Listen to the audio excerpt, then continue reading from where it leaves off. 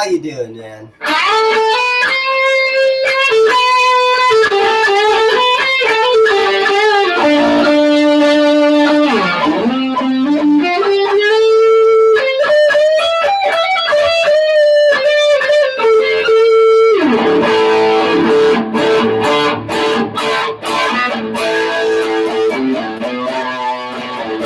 Hey, Robert, how you doing, brother?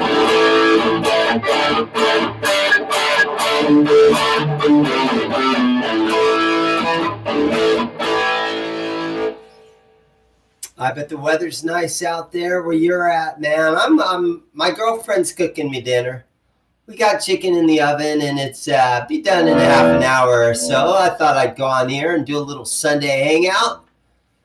And Robert, how you doing on my Charvel? So I got my buddy Robert that paints guitars for me. And I see he's on there. And so how's that going? How's the painting project going?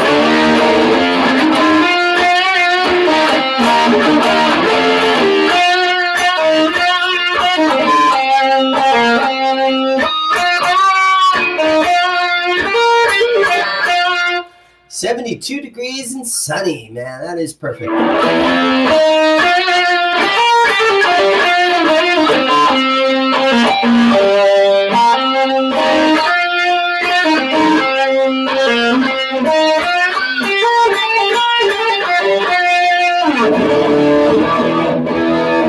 Eddie, here's one for you, man. I got my Dead Kennedys t-shirt on today. Holiday in Cambodia.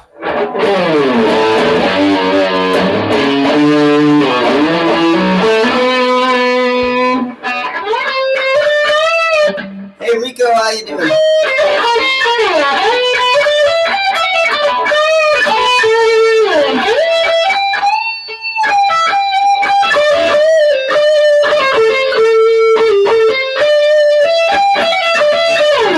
Yeah, punk rocker, man.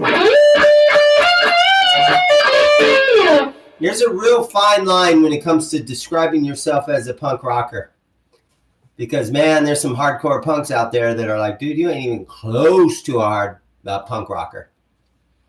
Holiday in Cambodia, yeah.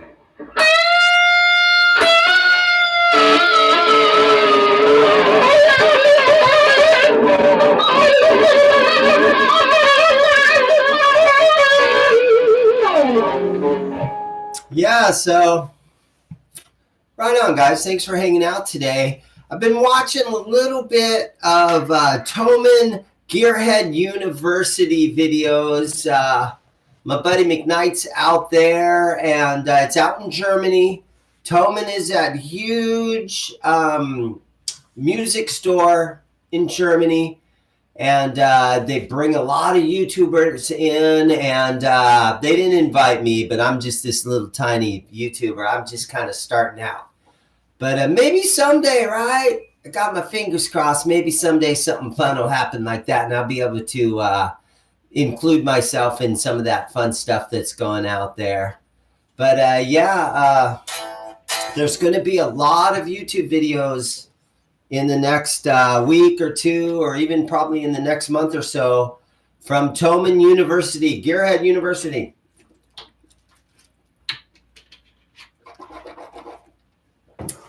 So I'm looking forward to seeing some of those videos. I'm telling you guys, man, I am a YouTube video junkie.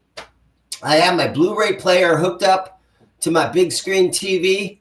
Come home from the store every day. I sit in that chair. I sit in my lazy boy chair, and I sit and I watch YouTube videos, one right after another. I saw The Exploited and DRI in '91, and it was a non-exploited member with a 1.5 tall mohawk at the show way back in the day. You know what, Eddie? I had a mohawk for a while, about 15 years ago.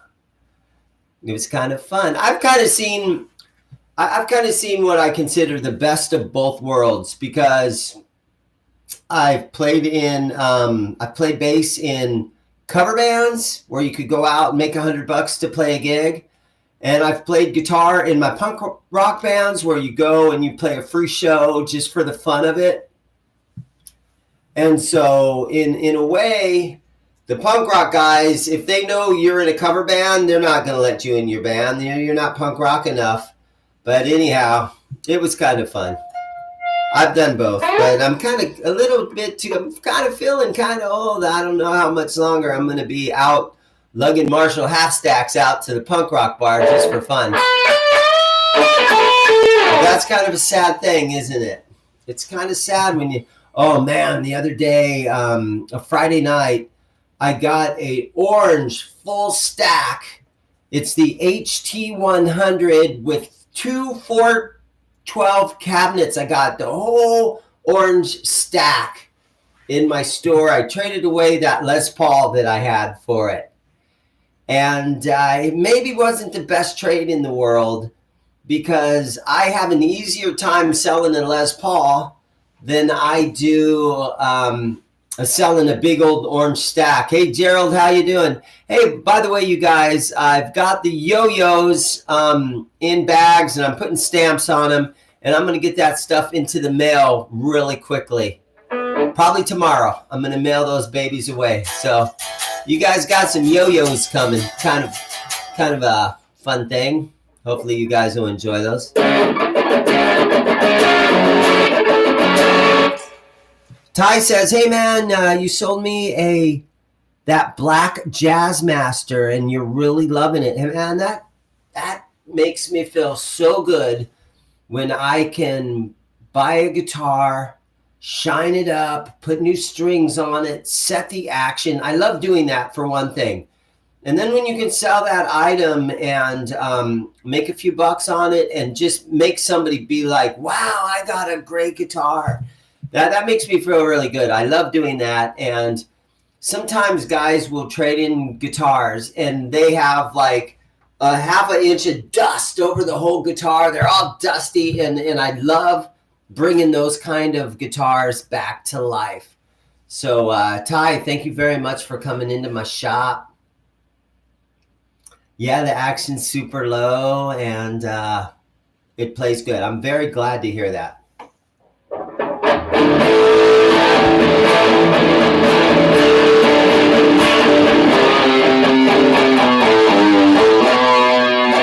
And Eddie says the same thing. He bought the Zakk Wylde Epiphone Les Paul from me, the Bullseye. And Eddie, I'm just glad that guitar turned out good and it got there safely.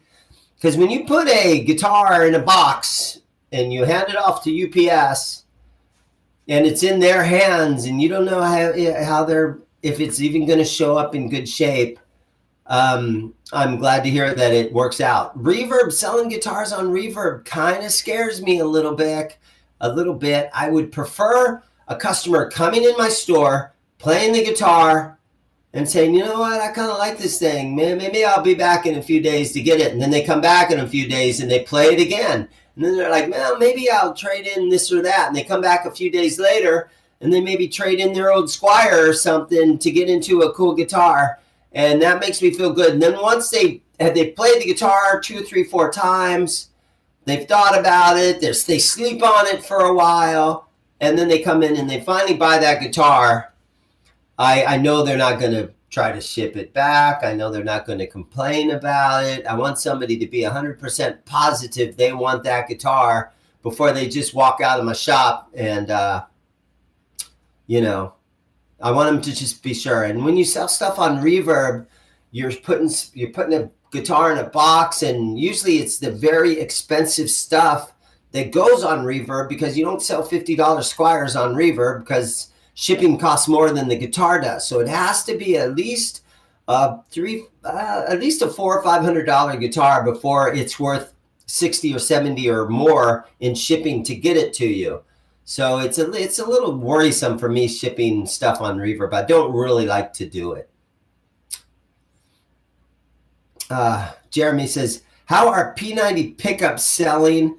They don't distort, but they are a big part of 30 years of UK electric guitars. P90 pickups out of my store right now. Any guitar that has P90s in them, the guys grab them up quick. They love the whole thing with the P90s, how they look, how they sound. P90 guitars are a good seller. They don't get traded in very much. And yeah, man, everything about the P90s are, they're awesome right now. Guys are loving the P90s. It is a crapshoot, mailing a guitar. That is for sure. So I'm kind of stoked because tonight I'm going to my blues jam that I always go to is on Sunday nights. So I'm kind of feeling like I'm in the mood to go do to go jam with these guys. And I have some friends down there, and there's a couple of the guitars that I've sold to people down at the blues jam, and it's just a good time, and it gets me on stage. And what did I play the other night? Oh, the other Thursday when I went to the jam, I did that Beatles song, "You Can't Do That."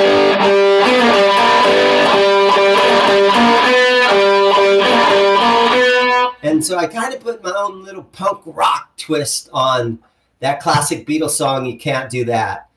But maybe I can do that one again tonight. What I usually do is I go to these blues jams, and it's kind of like it's kind of rehearsal for me. It's on stage rehearsal. If I sort of know a song, I'll just give it a try, and I don't care if I make a fool of myself in front of the audience by missing lyrics or missing notes. I just try to have fun with it, and I'm trying not to be shy.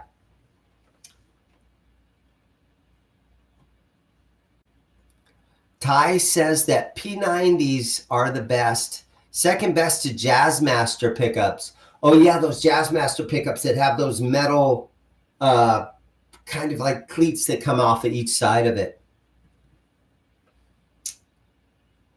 Gerald from San Antonio, Texas. I'm starting to know you guys. Buddy handed me his, what is that? A Shenandoah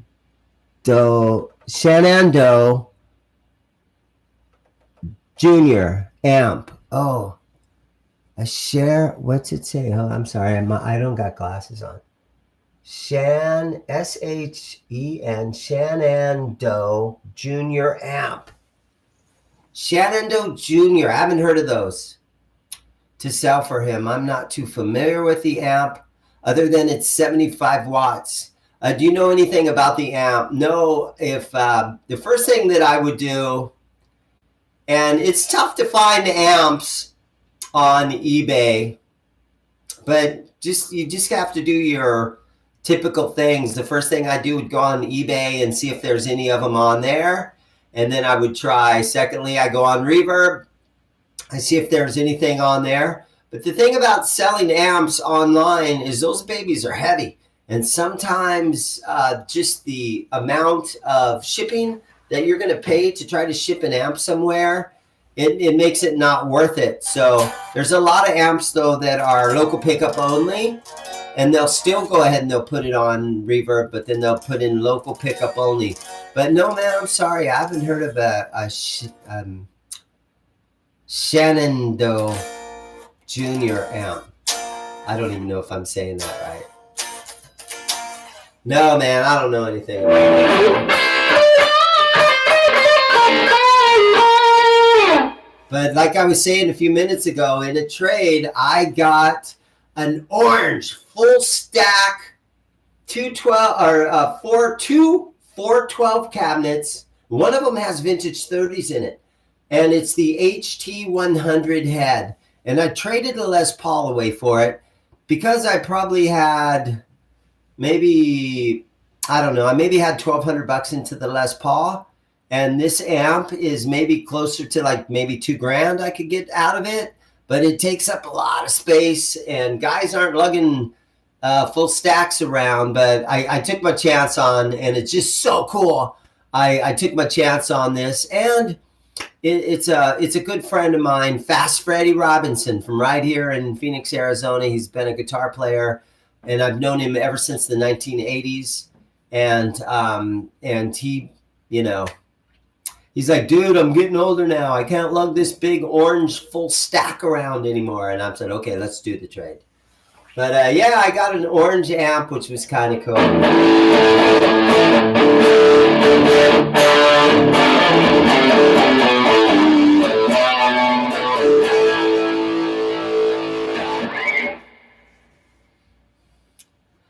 Eddie's saying that he looked at the Jackson Adrian Smith signature Strat last night. Very cheaply made, really kind of crappy.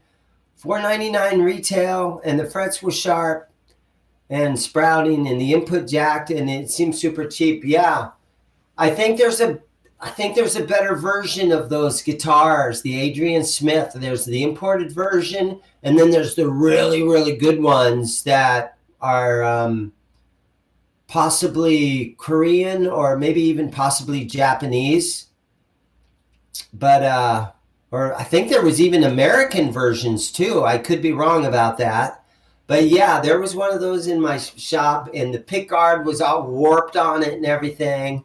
But it would be a cool guitar to have. But you got to find a good one, because there's a couple that are horrible. You're exactly right. And but I love how it says Jackson real big on the headstock. White guitars are cool. The black pick guard, it's a cool looking guitar. But yeah, there's a couple of cheap ones out in the world.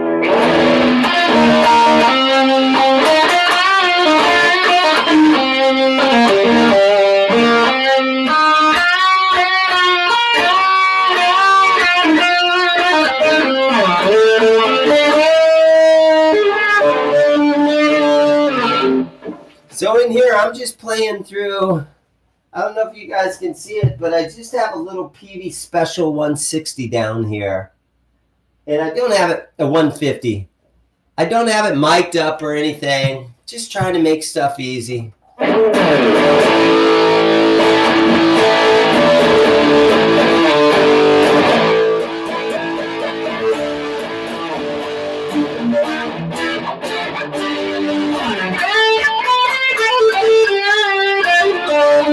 I do got my vocal mic here that is hooked up, and I have another input for another microphone, so I probably could drape a mic around that, but do you guys really want to actually hear me play?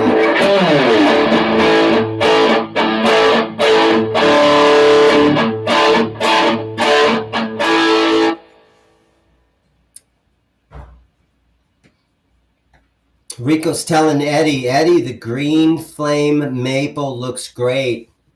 So yeah, there's other versions of that Adrian Smith that are really good.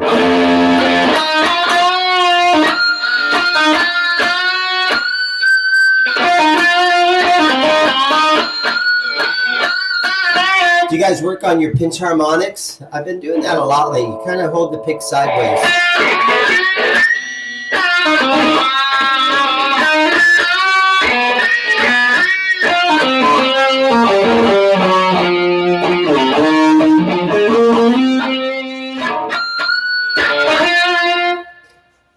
Yeah, Eddie, if you could get that Jackson in the $200 range, under $300, and then just sit and do some work to it, you'd have a nice guitar. You just got to polish all those fret ends and file the fret ends and just sit and work on it. But again, try to get it for under $300. If you could get it about $200, was it at a pawn shop or where'd you see it at?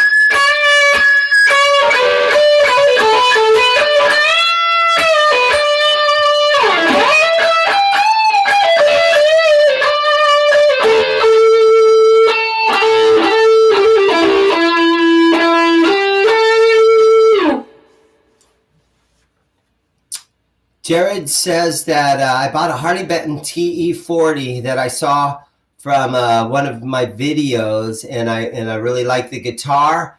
Got big bang for the bucks. Yeah, you know, they're really good. They're they're sort of similar to a really nice Squire. I keep saying it's kind of like Europe's version of the Fender Squire. I don't know if that's a good reference, but I also kind of think you've seen those SX guitars, and they don't sell very good, but they're still a quality guitar that is cheap. But yeah, the Harley Benton's are neat, and they're not all over the place yet. It's hard to find them in America, and so they've got that kind of a cool factor about them, and they're very inexpensive, and so that's kind of a bonus.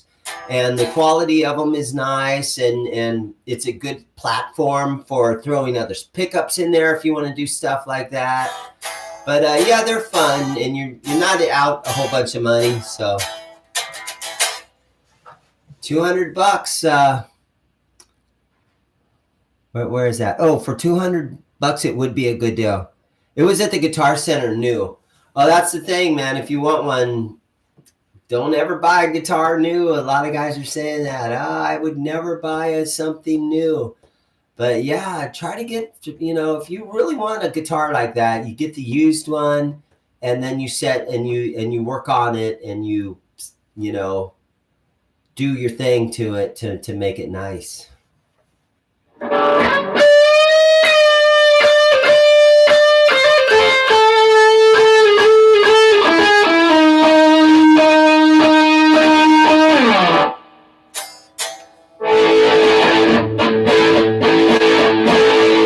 Rico, you're on the Jackson site for me.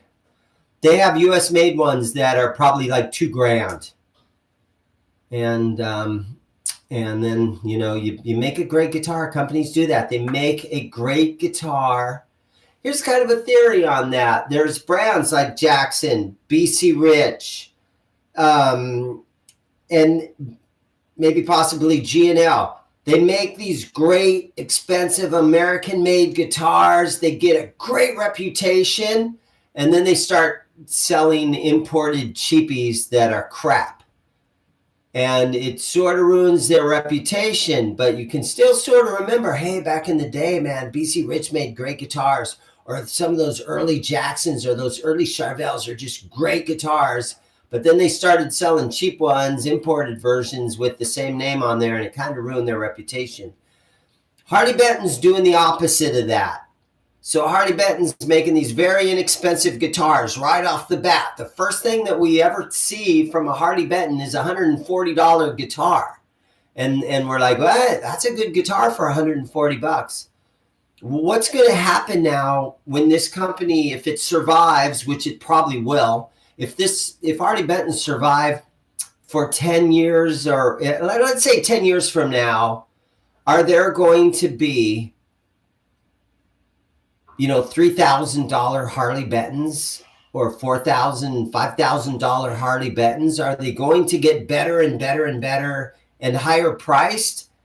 Now that the name is getting out there and everybody's sort of kind of starting to hear from it, maybe they're going to do the opposite of what a lot of companies did. Where a lot of companies, man, they started off making really awesome guitars that were super expensive, and then they put the cheapies out. Harley Benton might actually do the opposite of that. You're putting out all these cheapy guitars, and then they're going to have a Harley Benton custom shop or something. I'm making all this up. This is just theories. But they're going to have a Harley Benton custom shop. They're going to start making $3,000, $4,000, $5,000 Harley Bentons. It might already be happening, but I haven't heard about it happening. But knowing Thomann that owns them, Thomann has the money to invest in a Harley Benton custom shop. If they go there, they might already be doing it, but I haven't heard anything about that. Nice guy. He says, I don't think Harley Bentons are going to go high end. And you never know, man. You just never know. Squire, I guess, never went high end.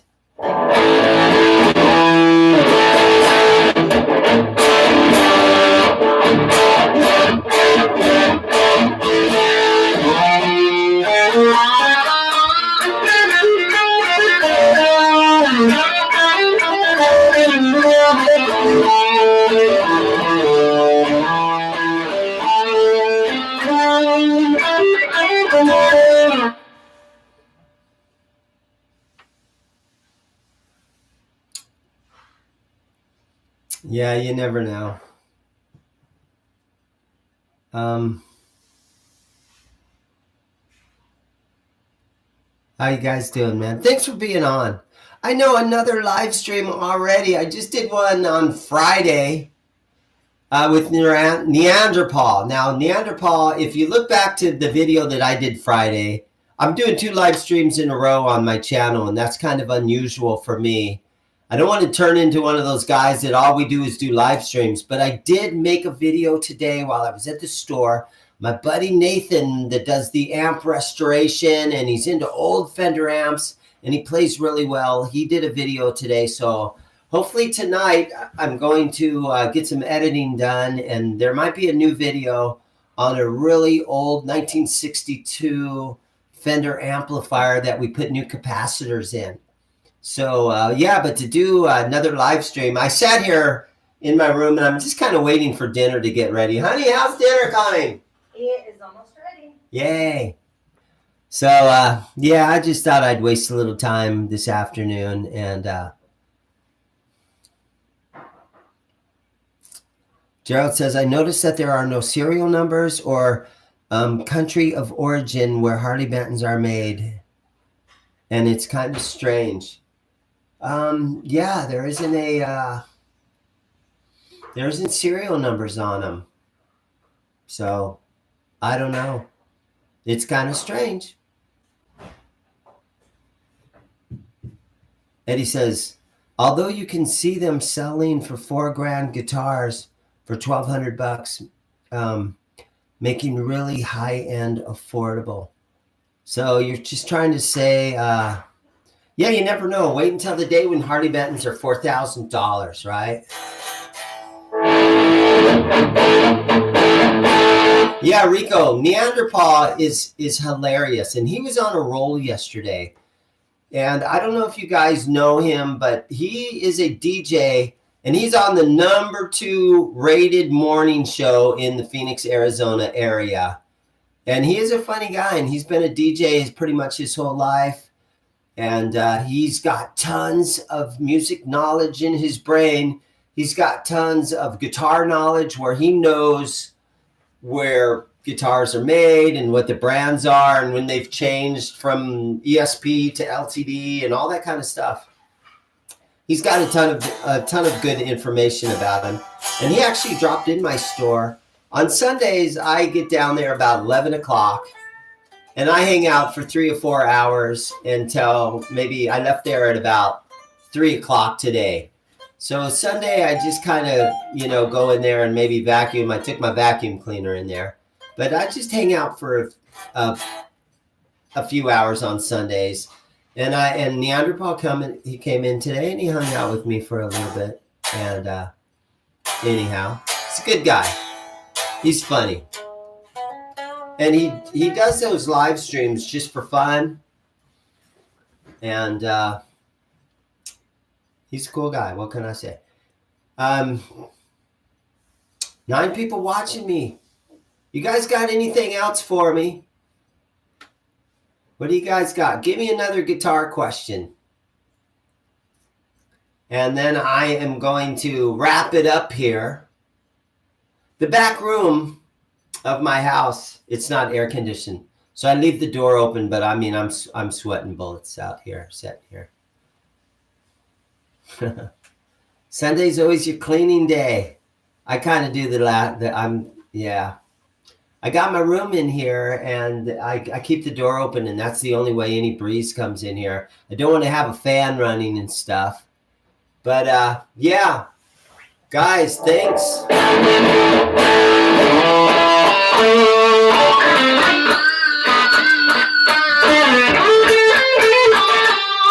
I'm going to wrap it up. I just thought I'd come on for a few minutes and say hi to everybody. I'm going to eat dinner. I'm going to go to my blues jam tonight. I might play some Beatles tunes there or something and do a little punk rock version of some Beatles and maybe that kind of stuff. But I really appreciate Derek. How you doing, man? Yeah, this little Frankenstrat that I have is a Squier body. It's got an Invader in it, And, this isn't hooked up. And then a friend of mine was importing guitars from China, and his company was called SoCal Guitar Works. And so I got the neck and it fit right on. And so, yeah, this is my little Frankenstrat, and I'll take this to the blues jam. And guys are like, dude, you're taking a Frankenstrat to a blues jam? And I'm like, yeah, what the heck? I'm crazy like that. By the way, guys, thank you so much for watching one more time. And I'm going to get out of here. Except I don't know where to find the button that says goodbye. I'll catch you guys next time, all right? Later, man.